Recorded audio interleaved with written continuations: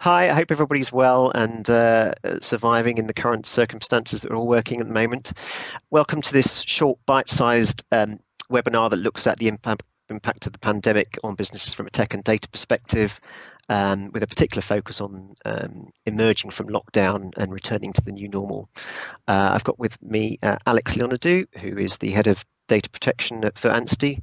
My name is Martin Cuell. I'm the head of technology at Anstey, and together we are going to explore a number of questions that relate to data and tech in the post-pandemic world, and how we're interacting with other businesses and customers and our own employees during that, and looking at data and tech in and around those issues. So the first question is what may businesses have overlooked in the rush to go digital or agile that might need to be revisited once they have time and resource, as well as a little bit more certainty about what's happening in the future. And Alex, have you got any thoughts on this from a data perspective? Yeah, it's an interesting one actually. Obviously, the most sort of rapid digital transformation for lots of businesses that we've seen, both in terms of workforce and sort of customer-facing side of the business. So some aspects have been relatively well publicised and are quite well understood. So additional information security risk, for example, moving a whole workforce into full-time working from home. Businesses have generally been quite alive to this, but have had to take decisions, risk-based decisions, that maybe they wouldn't have done in normal times. So there's a big sort of mop-up of information security issues. So things such as, people being able to print from home, they've got access to confidential waste removal, using portable storage devices, the sort of blur between personal use and work use that we've probably seen a lot more of, what information security risks that pose. So that's relatively well understood, but that will definitely, for most businesses, need revisiting. Similarly, alongside that, any sort of compliance or framework documents, so policies or documented processes, do they still work in a new environment? Are they still appropriate? Do they need redrafting or some work to them to reflect the new world that we're living in? Then there are more sort of, discrete issues. So are you going to be doing any health monitoring of staff when they return to the office or visitors? What might that look like? Are you taking temperatures at the door? Are you asking people to self-monitor? And the data issues that go with that. So everyone sort of took a very collaborative and open approach, is what we've seen so far. How long do you want that sort of process of monitoring to continue, and how are you going to justify that from a data perspective, and what safeguards we need to put in place? And it will look quite different for employees than perhaps for visitors, or if you've got contractors working on site, what different approach do you need to take then? And then the big picture, I think, for lots of businesses, which is a more positive sort of thing to look at really, is data strategy. So if you've suddenly moved your business online, whether that's through a traditional website, or you've got an app, or you've started interacting with consumers on social channels, what does that look like in the future? Are you going to continue that? Are you going to have a hybrid business model? And you're going to want to maximise opportunity, but also to mitigate risk. You're going to want a data strategy, and you probably did not give that any airtime at the point of just entering survival mode. But now, looking to the future, what does that look like? Okay, that's really interesting. On the tech side, some of that obviously overlaps with the tech side. What have you seen, and what do you expect to see? Yeah, well, I think picking up the point you just raised around the immediate survival point in time when people this hit, everybody would move to a lockdown mode of working. I think we're seeing businesses now perhaps come to the end of that as lockdown from the government perspective is easing, and from us having a bit more liberty in terms of what we do socially, but also for work-wise. So whereas businesses originally thought about how do we keep those communications going? How do we keep people linked and communicating to each other through the various different networks that we've all used and applications we've used? So the Zooms, the Hangouts, the Teams, the various other ones that you can name. That was very much the immediate thought. How do we keep people connected? What we're now seeing, and what I think businesses need to be focusing on, is how do we then approach the next stage? So this return to work is I think stage 2. And then ultimately, reimagining of what work might look like going forward. And I think there's a couple of 2 or 3 factors that play into those thought processes. The first one is, are the business models that we have in place as organisations, are they true, and do they work for the new future? How do our employees now want to work? So, if we're looking at a hybrid of remote plus office based, or are we looking at a predominantly virtual space in which people are working? Do our business models and does our tech estate work for that going forward? So, I think what we're seeing is people wanting to look at that and needing to look at that and saying, actually, what we've got now, what we've gone into lockdown with, is that suitable? Is that good enough for where we need to be, given all these other factors?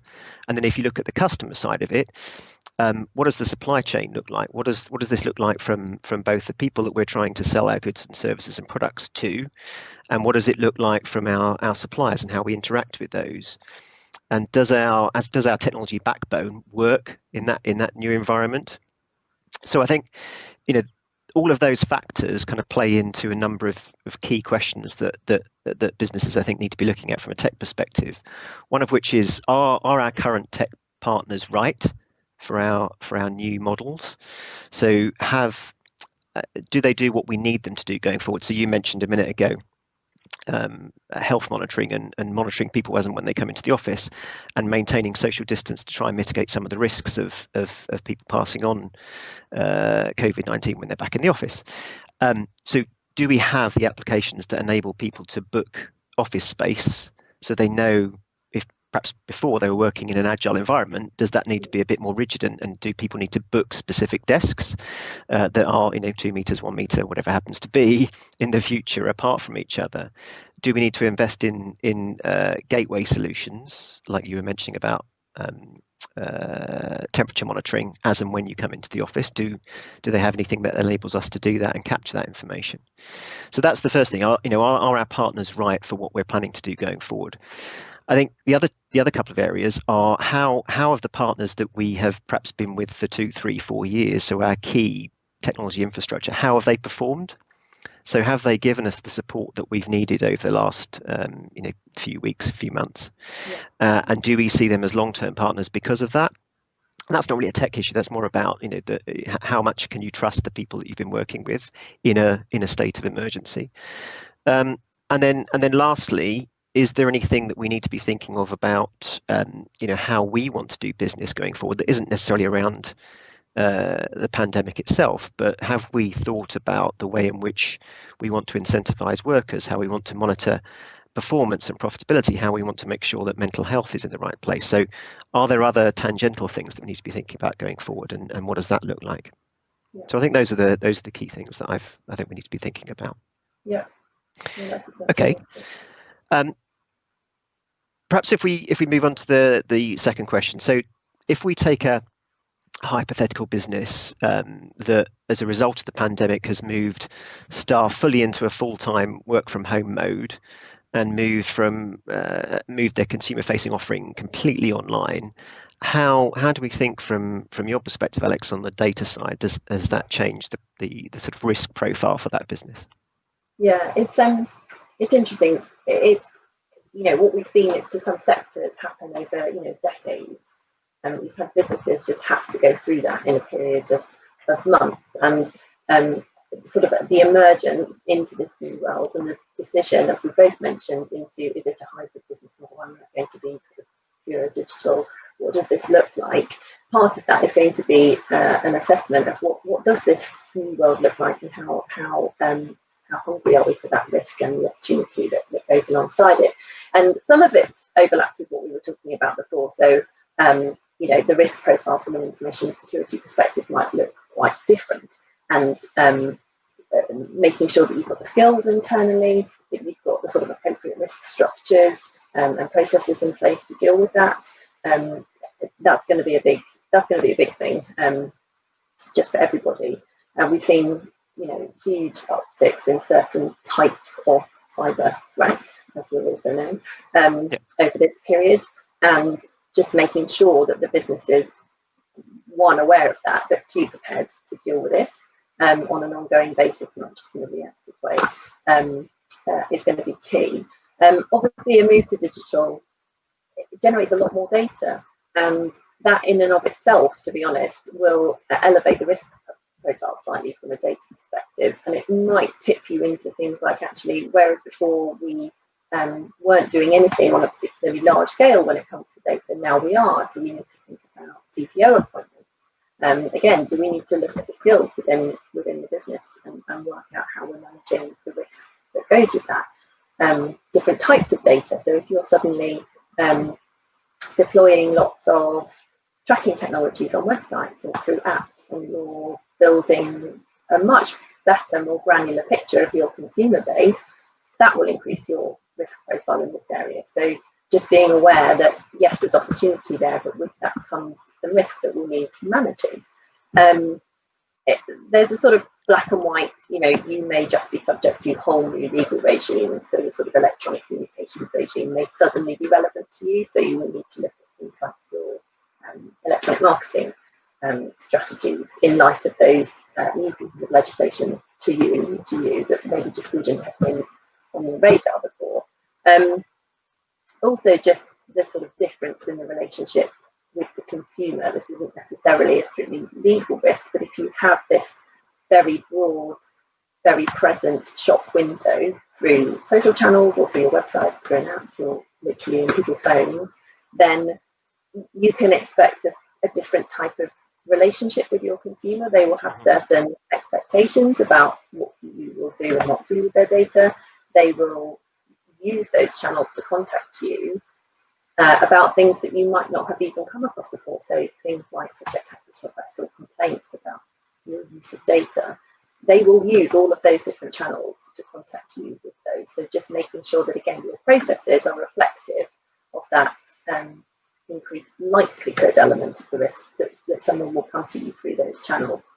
And you mentioned supply chain, actually, and this is, we see businesses increasingly being cloud native, digital native.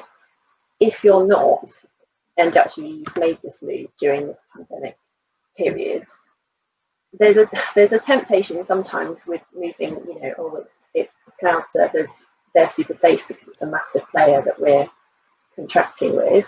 That may well be the case, but what you can't do is just consider that box ticked. Your obligations when it comes to data as the sort of primary person responsible, the data controller, you can't just palm those off to someone else by going into the cloud, moving all of your systems into the cloud, or taking everything digital. You've got to build that transition into your risk assessment, and there will be some areas where that mitigates risk for you. There will be others where that's increased, and so just making sure that that's all factored in will be really important. I guess it's the same from a kind of technology contracts point of view in terms of the risk profile.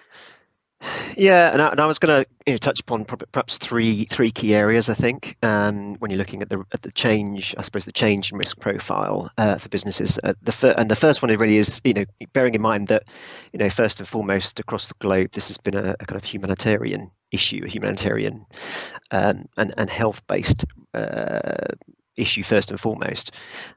So thinking about people within your organisation, I think the first two things that spring to mind are first, primarily the well-being of your employees.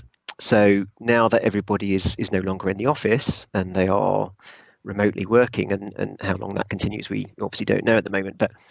But given that situation, what are the risks from a business's perspective around making sure that those individuals who have got all got different strains and different stresses depending on their own particular circumstances, how can the business support those individuals through technology to make sure that you're carrying out the right surveying of those individuals and how they're feeling, how are they responding honestly to the situations that are in, how can we get to the bottom of some of those issues. So perhaps thinking, do we need to focus a bit more on how we get that communication back from our employees to make sure that actually you're not going to end up in 2-3 months time with a workforce that's either very discontent in how they're working, or they're looking at different opportunities because they've had time to think about whether this is the right business. So, and with that comes, other factors like incentivization and how you can maintain that connectivity with those individuals. So I think that's the first thing. Can you support or can you mitigate the risk of those employee issues through technology? I think the second one is around productivity. So if you're flipping to a completely online model, how can you ensure that the customer journey that perhaps was a hybrid before lockdown is now purely focused on an online model?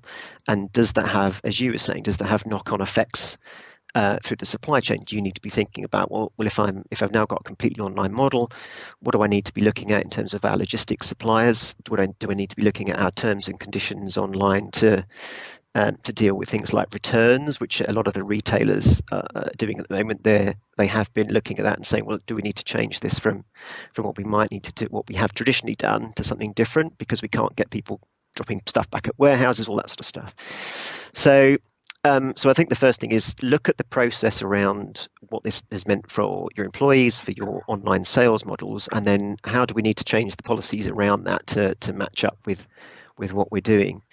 And I think the other area is kind of the regulatory risk point, and we kind of alluded to it on the first question around, if you have got some people coming back into the office space, what do we need to be thinking about to make sure that the risk of potential claims around whether we've done the right thing and got the right processes in place at work to maintain the health of our employees? Do we need to be thinking about mitigating the risk of personal claims, business liability for those individuals once they're coming on site? And that comes into your discussion around temperature checking and people in different parts of the offices and how we work through that. Yeah. Talking to clients about that, actually, it's really interesting the different concerns people have. We've got some where employees are asking for that. We want to see visible risk mitigation, and others where obviously it's quite different. It's a cultural difference, I think. Yeah, exactly. Okay, so I mean, just taking that forward a step, what do you think are the kind of bigger picture strategic issues for businesses to think about as we move out of lockdown into the sort of recovery phase? Yeah, we've kind of touched on it already, I guess, really, which is from a data point of view and making the most of the opportunities that it presents, and managing appropriately the data risk that goes with that, both from a purely information security perspective, but that's protection regulatory risk. It's about applying the thought and taking the time now, given that it might have been overlooked in this sort of rapid transition, taking the time to really think about data strategy. So what are we getting, or what are we seeing, or what do we want to be getting, or what do we want to be seeing data-wise? That is relevant both to employees and consumers, more so obviously to the customer side, but it does cross over. What do we want to do with it? What do we want to achieve? What could we generate? What can we learn from this data? But all the time baking in processes, policies, and everything else that helps to mitigate risk to a comfortable level for that organisation, which is always very different organisation. But doing that now, and then from that flows a range really of different more granular measures. So you mentioned before, do you need to appoint a DPO? Do you need to look at the processes within a product development team, say, or a digital marketing team, and make sure that everything's being baked in? We talk about data protection by design and default, but right at the very beginnings of any of your business processes, baking in the measures that you're going to need to allow you to make the most of the opportunity whilst managing the risk appropriately, and taking the time to do that now in this sort of the curve coming out of the lockdown period will absolutely generate returns in the future, rather than carrying on not taking the time to do that thinking and then having to try and bolt on a solution at a later date, which rarely works, frankly. Or it does work, but it works to mitigate risk, but you've sort of lost your opportunity. effectively. So thinking about those big picture sort of data strategy issues now, and looking at the same time at, we mentioned it a moment ago, the sort of workplace culture. Mm-hmm. Is this a thing for our business? Do people know about data and the value of it and the risk that can be generated by it? What do we need to do to help people understand that?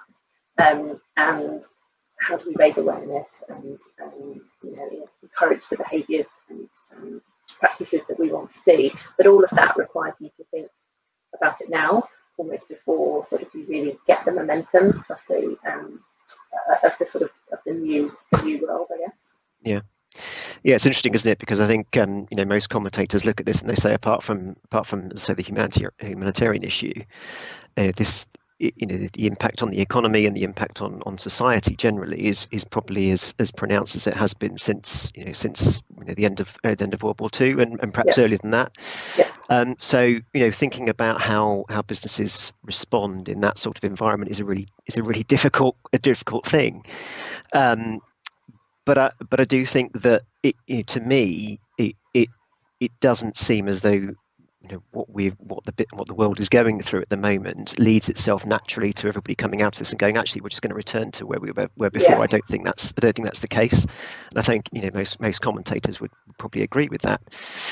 So I think from a tech perspective, the time that the businesses have got, provided they're able to devote the time to this sort of thinking, is perhaps usefully spent on doing a bit of due diligence around the business as a whole and saying, let's take this time to assess whether the tech that we're using at the moment aligns to where we want to be as a business going forward.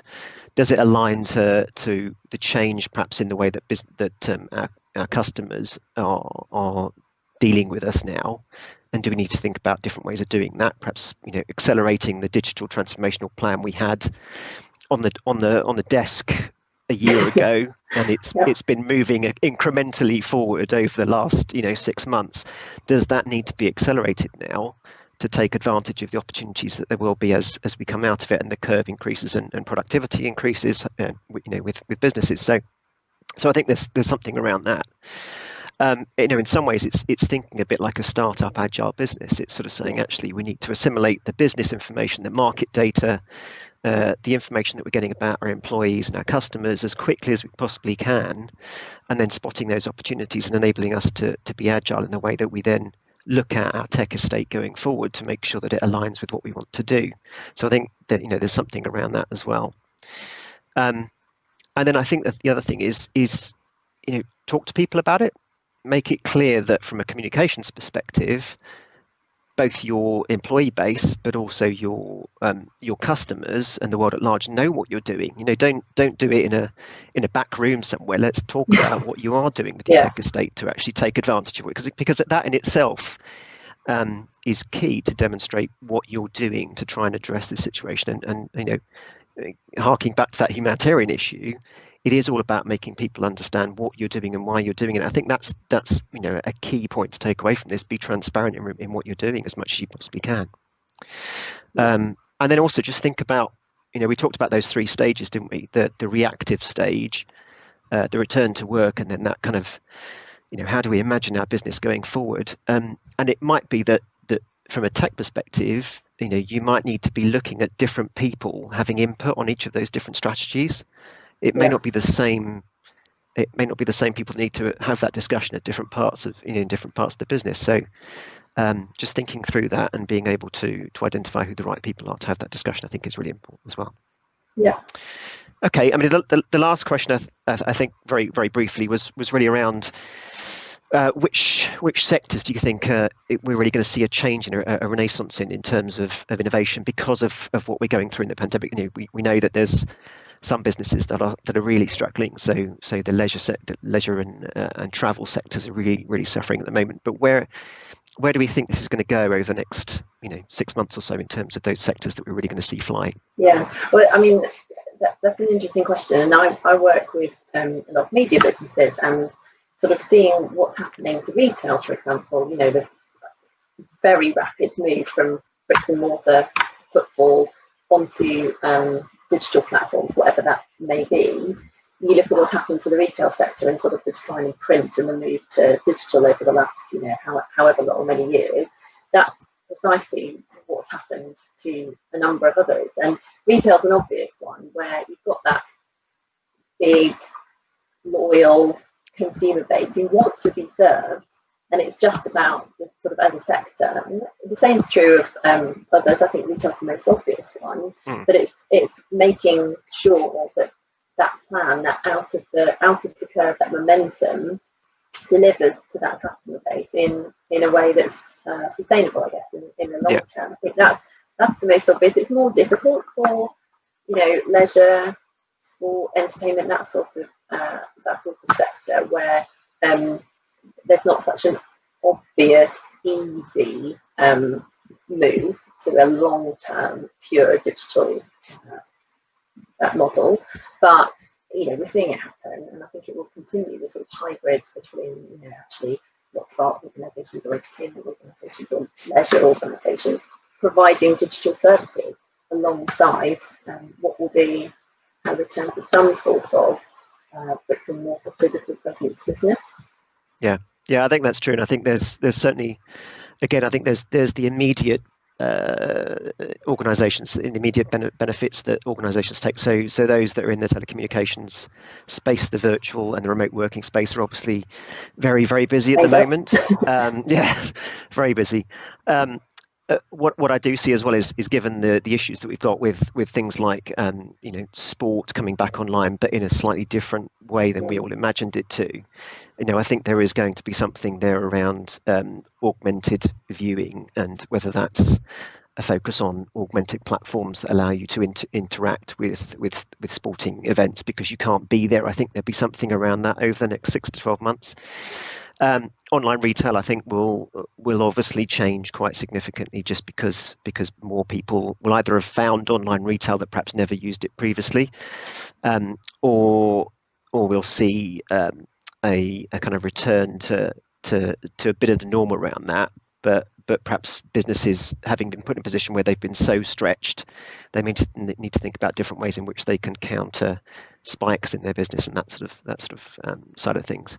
And I think the other one is health and well-being. I think because we've all, and as we go back to work, and we're in an environment where there may be more monitoring of what we're doing, I think there might be more tendency for people to actually give up a bit of privacy for the benefit of feeling healthier or feeling more protected in the workplace and elsewhere. So there might be a bit of that as well. Yeah, ultimately, I mean, that comes, you mentioned transparency as being such a big issue. That's, sometimes I'm like breaking my record when I talk to clients about transparency, but that's fundamental to what you need to generate, which is ultimately trust, whether that's with your workforce and something like temperature checking, or your consumer base. There's been a sort of trust, we're trying in this pandemic period. As we come out of that period and into the new world, retaining that trust and generating more of it, that's at the heart of it, really. Yeah. And I think on that point, trust and transparency, I think we'll draw a close to the webinar, Alex. So thanks very much for your time on it. I hope it's been very useful for people that are obviously going through all these issues and are thinking about data and technology generally in their own business. If there's anything that's piqued your interest or you think is worth exploring a bit more, then please do contact either Alex or myself. We'll be very happy to talk to you about some of the issues we've talked about here and anything else. So thank you very much. Foot Anstey, powering your ambition.